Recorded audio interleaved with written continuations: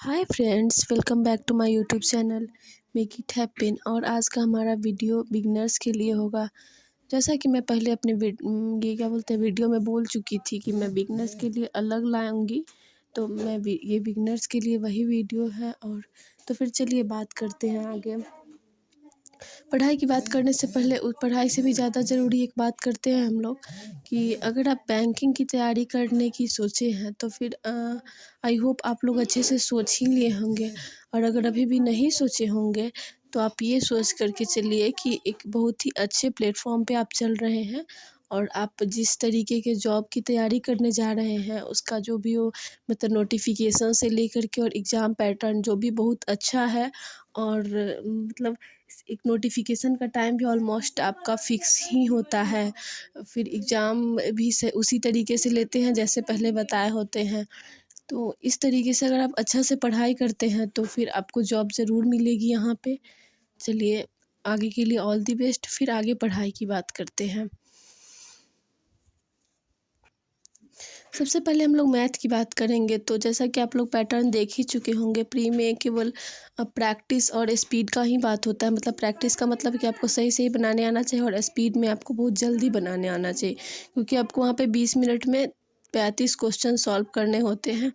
तो इसके लिए आपको अपना टेबल कम से कम 2 से 20 तक का टेबल बहुत अच्छे से और सही सही याद होना चाहिए। उसके बाद स्क्वायर क्यूब आप जितना याद कर सके, मेरे को तो 80 तक याद है और क्यूब मेरे को 25 तक याद है, और आप जितना तक याद कर सके कर सकते हैं। और उसके साथ है सिंप्लीफिकेशन, मतलब एडिशन, सब्सट्रैक्शन, मल्टीप्लिकेशन, डिवीजन, ये सब बहुत जल्दी जल्दी होना चाहिए। तो आप पहले स्टार्ट जब आप मतलब पढ़ाई शुरू करते हैं बैंक के लिए, तो आप डेली डेली टेबल लिखा करो। अगर आपको टेबल याद नहीं है तो अगर याद है तो बहुत अच्छी बात है। और स्क्वायर और क्यूब को डेली याद करना है, या तो आप बोल बोल के याद कर सकते हो। अगर आप बोल के नहीं याद कर सकते हो तो फिर आप उसको डेली लिख लिख करके याद कर सकते हो, क्योंकि मैं भी बोल के नहीं याद कर पाती थी तो मैं उसको डेली डेली लिख करके याद करती थी। तो अगर आप डेली लिख करके भी याद करते हो तो इस तरीके से आपको वो याद हो जाता है। अब तीसरी बात करेंगे सिंप्लीफिकेशन की। सिंप्लीफिकेशन में आपका वही जो बोर्ड मास वाला जो कुछ भी होता है, addition, subtraction, multiplication, division, percentage, यही सब होता है। तो परसेंटेज तो आगे सीखेंगे ही, लेकिन उससे पहले डेली हम लोग 5-5 या 5, हाँ, कम से कम 5 मल्टीप्लिकेशन करेंगे, वो भी ट्रिकी वे में, जैसे जल्दी जल्दी करते हैं उस तरीके से। तो इससे क्या होगा ना कि आपका स्पीड इंक्रीज़ होगा, और जब आप सही सही करने लगेंगे तो आपको ना कॉन्फिडेंस भी आ जाएगा अपने ऊपर कि हाँ, आपसे सही सही हो पा रहा है। तो इस तरीके से आप कर सकते हैं। उसके बाद है बात अरिथमेटिक सेक्शन की।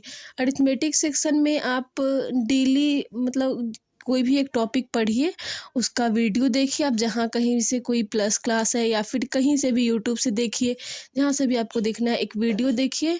और उसके बाद आप उस टॉपिक का प्रैक्टिस कीजिए। यही सही तरीका होगा और इस तरीके से आपका अरिथमेटिक बहुत अच्छा हो जाएगा। बेसिक क्लियर करने के लिए आपका ये तरीका सही होगा। लेकिन बेसिक के साथ साथ जो मैं बताई हूँ वैसे टेबल लिखना है, स्क्वायर क्यूब, सिंप्लीफिकेशन मतलब एडिशन, सब्सट्रैक्शन, मल्टीप्लिकेशन, ये सब डेली करते रहना है। अब हम लोग इंग्लिश की बात करेंगे।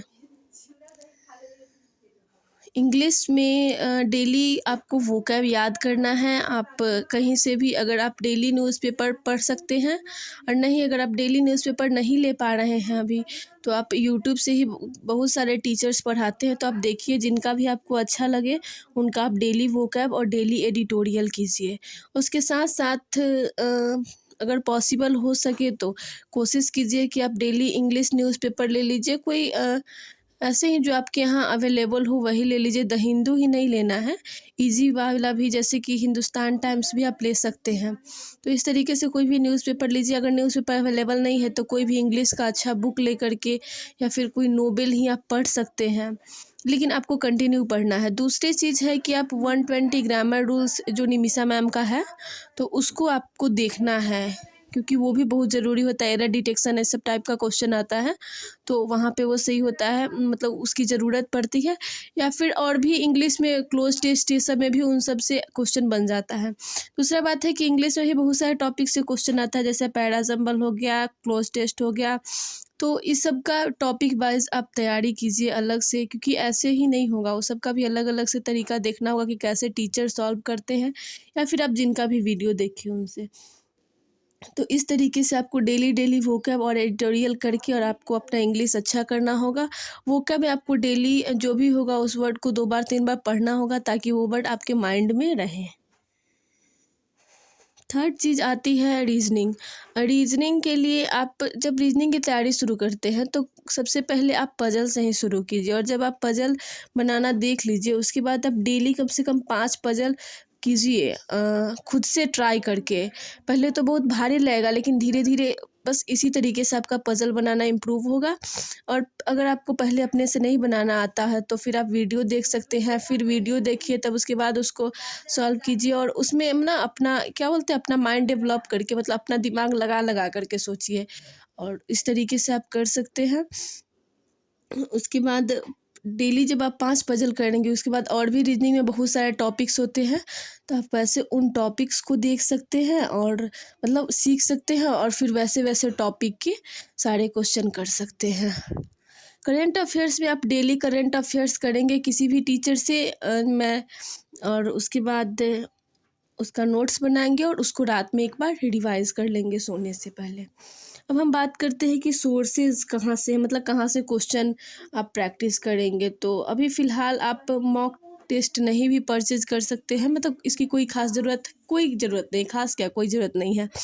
तो इसके लिए ना एक एस क्वांट बुक आता है अड्डा 24/7 का, वो सही होता है क्वांट के लिए, क्योंकि उसमें 4 लेवल के क्वेश्चन आते हैं। एक आपका इजी लेवल होता है, एक मॉडरेट, एक टफ, और एक फिर उस टॉपिक से जो भी प्रीवियस ईयर क्वेश्चंस आए होते हैं वो, मतलब 4 लेवल, मतलब हर टॉपिक का आपका 4 लेवल का क्वेश्चन होगा, और हर लेवल में लगभग 50 तक क्वेश्चन वो दे देता है। तो इस तरीके से आपको एक टॉपिक का बहुत सारा क्वेश्चन मिल जाता है प्रैक्टिस करने के लिए, और ये इनफ होगा एक बार के प्रैक्टिस के लिए। उसके बाद रह गई बात सिंप्लीफिकेशन ये सब की, तो आपको टेलीग्राम पे बहुत सारा ग्रुप है जहाँ पे मिल जाएगा। अगर कहीं भी नहीं मिलता है तो आप सीधे आशीष सर जो हैं, आशीष अरोड़ा सर, उनका चैनल आता है स्टडी फाइट, उसमें वो हर महीने 5 तारीख या 6 तारीख को एक मैगजीन रिलीज़ करते हैं, तो आप उस मैगजीन से वो क्वेश्चन कर सकते हो। उसके बाद एक चीज़ मैं इस वीडियो में बताना भूल गई थी, इसके बारे में, डीआई के बारे में। तो आप डीआई की भी प्रैक्टिस अच्छे से करना, ताकि एग्ज़ाम में आपको किसी तरह की दिक्कत नहीं हो, क्योंकि बहुत सारे लोग हैं जिनको डीआई समझ में नहीं आती है। तो वो डीआई की भी अच्छे से प्रैक्टिस करेंगे और डेली 2-3 डीआई बनाने की कोशिश करेंगे। सोर्स में एक मैं एस क्वांट का बुक बताई हूँ मैथ के लिए। इंग्लिश के लिए आप निमिषा मैम का कोई भी बुक ले सकते हो, चूँकि मैं तो नहीं ली हूँ, लेकिन फिर भी जहाँ तक मैं जानती हूँ वो बुक अच्छा होता है।